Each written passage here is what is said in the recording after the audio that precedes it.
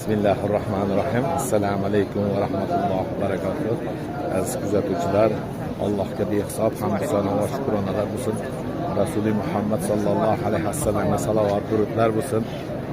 Mana bu go'zal bayt tavofiylar mana bugungi kunda yuksak trail orqali tashkil etayotgan Bag'dod Umra karvoni paketlari mana inshaalloh eng yuqori darajada ekanligi o'z tasdig'ini topmoqda. Albatta biz bu paketni tashkil qilishlikda har qanday hamma jihatlariga, tomonlariga qattiq e'tibor qilgan holatda xizmat sifatlari ham to'la to'kis, 50 boshlar ham 24 soatlik xizmatda.